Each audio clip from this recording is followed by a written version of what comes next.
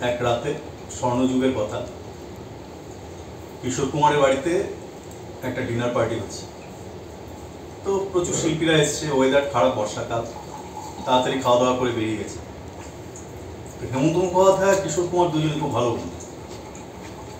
অনেকক্ষণ গল্প গুজব করে খাওয়া দাওয়া করে যখন হেমন্ত বেরোবে, তো প্রচুর বৃষ্টি নেমে গেছে।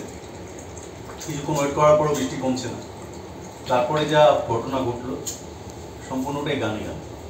হেমন্ত কিশোর কুমারকে বলছে, শোনো শোনো কিশোর ভাই শোনো মোর কথা, বাড়ি যাব দাও না ঘরে তোমার ওই ছাতা।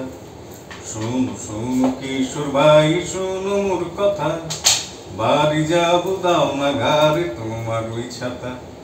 ছাতা পেলে আমি বাড়ি যাব, ছাতা না পেলে আমি ভিজে যাব। তো এই কথা শুনে কিশোর বলছে, আমার ছাতার শিক ভেঙে গেছে, তুমি যেন আর ভেঙো না। কালকে আমায় ভালোয় ভালোয় ছাতা ফেরত দিও।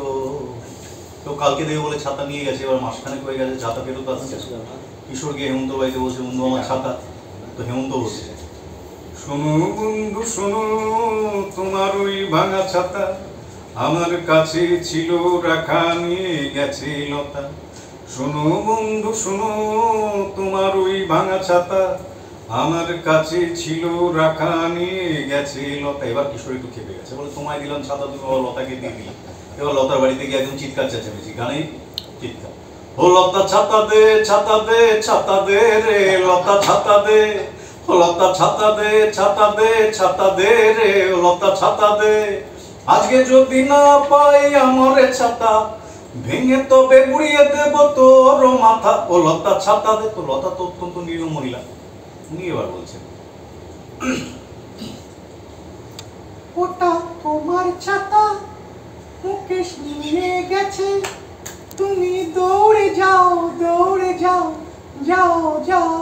তো এবার বাজেট হয়ে গেছে, মুকেশের বাড়িতে গিয়ে বলছে, বন্ধু আমার ছাতা। তো মুকেশ বলছে, হায় হায় তোমার ছাতা দিয়েছিল আমায় লতা, হায় হায় তোমার ছাতা দিয়েছিল আমায় লতা।